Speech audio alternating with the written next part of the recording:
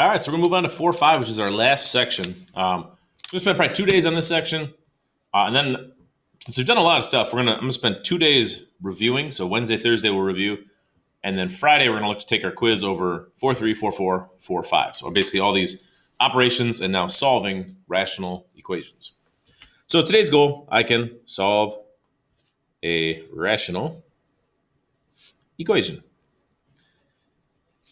You know how to solve some rational equations already. You definitely do. You've done it before. It's not a new thing. But you haven't done complicated ones yet. What I mean by that is problems like this you have done before.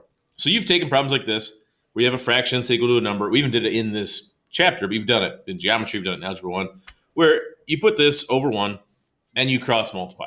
And that works. So I'm going to show you that first, and then I'll talk about another method here that we're going to use in a second. So if you cross multiply this, you'd be like, okay, yeah, 1 times 1, that's 1. 2 times x plus 4, make sure we distribute that. That would be 2x plus 8, which I can then solve for the x. So, I minus the 8 over, I got negative 7 equals 2x, and I divide both sides by 2. So x is negative 7 halves, or negative 3.5. That's not new. You've done that. It's, kind of normal cross multiplication and solving type skills. So what I do want to point out, though, is there's another route you can go here that is going to be better for more complicated problems. And what that route is it's actually creating a common denominator across these problems. So like right here, we have two expressions. One has a denominator, one doesn't. So if I were to make this have a common denominator, if I wanted to give it this x plus 4, and I went ahead and if I went ahead and I did this maneuver to it, watch what happens. So I'd have this side didn't change. Over here, I would distribute, and I'd have 2x plus 8 over x plus 4. And at this point, since I have the exact same thing on both sides, I can eliminate those. Because, if I were to multiply this side by x plus 4 and this side by x plus 4, they'd cancel out. So what I can do is I can eliminate those, and now I can just solve this equation, which, if you notice, is exactly this equation. It's the same thing. So this is just another method that's slightly different than cross multiplying using common denominators. Now, if I'm you, I'd probably still cross multiply this problem because I think it's quicker, it's easier, it's what you're comfortable with. You're going to see, though, that this route is going to be better for more complicated problems where we're going to create a common denominator across the board, and then we can just eliminate that common denominator in these equation type problems because we're trying to solve. We know we can eliminate this because it's on both sides of the equation. So that's the idea there. Here's another one. Again, I'm not going to spend a ton of time with these ones because you should feel pretty good about this. But let's say I want to do this one using this method here, just to mix it up. So I'm going to do this x minus 3 times both sides. Times this side to get my common denominator. So now I'd have 1 over x minus 3 equals 5x minus 15 over x minus 3. And at this point, I have the same thing on both sides of my equation. Boom, boom, I can eliminate it. So now I just need to solve this equation. So I'd add 15 over to make 16. And then I would divide by 5. And that's going to be 3.2. And I get my solution like so. All right, so I want to show that method because that's kind of how we're going to do these more complicated type of problems. There's a few more here. I'm not going to bother. I think we need to get to the tougher ones here. So if you want to try them, go ahead. If not, whatever. All right. The rate problem is more of a trig pre-calc standard, so we moved that ahead. So go ahead and go to number 3. All right. So this is one of the more typical style problem we're going to be seeing today. So this is where you have a rational expression plus a rational expression set equal to another rational expression. It says, what's the solution? So we're trying to find what x value makes this true. The best method for this is to create a common denominator across all 3 denominators. Once you do that, you can then eliminate it and just worry about solving the numerator. So it's going to be the same strategy we just did, just at a bigger scale than the other problem that we've done. So in this case, let's get this in factored form so we know what we're working with here. So this would be an x, minus 5 and minus 3. Yeah, that's going to work there. Now, what's nice in this problem, and what you probably notice here, is this is going to just be the common denominator because we already have an x minus 3 and we have an x minus 5 here. So basically, if this one were to be given an x minus 3 and this one were to be given an x minus 5, then all of these would have the exact same denominator. So that's what we're going to do. You can write this a few different ways, but basically I'm going to kind of sort of write it in here because I know it's going to fit. So this one's going to get multiplied by x minus 3 and x minus 3. This one's going to get multiplied by x minus 5 over x minus 5. And I don't need to do anything to this one because now they'll all be common.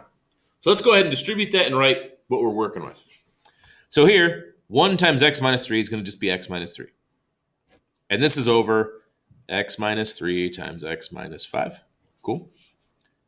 This one is going to be x times, we're going to distribute that x, we're going to get x squared minus 5x over the same denominator, x minus 3, x minus 5, and set equal to, and we didn't change this side at all, so it's still just 2 over, and we'll keep it the same factored denominator here. And so now we've gotten ourselves to a really nice point here where everything has the exact same denominator. And why that's useful is if we were to multiply both sides of this equation by x minus 3 and x minus 5, these would all cancel out. So that's what we're technically doing. We don't normally need to write that. I simply see, okay, exactly the same denominator across the board. Boom, it's out of here. And now I just have an equation. No fractions anymore at all. I have this plus this equal to 2. And we can solve that. We've been solving that for months now. So let's just combine our like terms and see what we're working with. So we'd have x squared. Then we have an x minus a 5x, so that's minus 4x. And then we have this minus 3 equal to 2. This is a normal quadratic problem, so go ahead and move this 2 over to get it into standard form. So subtract 2, this becomes a minus 5. So now we've got this problem. And that looks like one we can solve by factoring. So, at this point, you can solve by factoring, quadratic formula, graphing, whatever your favorite quadratic solving method is. Mine's factoring. So factors of negative 5 that add to negative 4 would be negative 5 and 1. And from here, I could say my solutions. My solutions are 5 and negative 1. Because that's what this problem asked for, right? It said solve, what's the solution to this equation? And I found there were 2 solutions. And we're almost done. We've solved it, but right here it says, be sure to check for any extraneous solutions. So let's talk about what that means. Extraneous solutions are solutions that are actually not solutions because they are not in the domain. In other words, if there's any numbers that are restricted for this problem, if there's any numbers we can't put into the problem, then those can't be solutions. So we would know from looking at this that according to this problem, x can't be 5 or 3. So if you get 5 or 3 as a solution, it's considered an extraneous solution. And we did. Remember, we got 5 for a solution. So this one is actually what we would call an extraneous solution. In other words, the number would work, but it can't work because it causes an error in the problem, because it causes there to be a 0 in the denominator, and we can't have that. So this problem has just one real solution.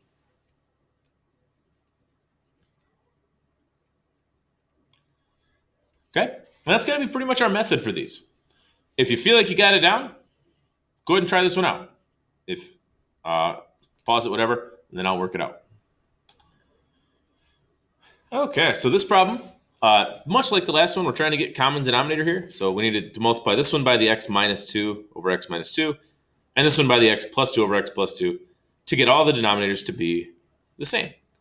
After distributing, these were pretty easy because it was just 1 times this and 1 times that, so they just stayed what they were.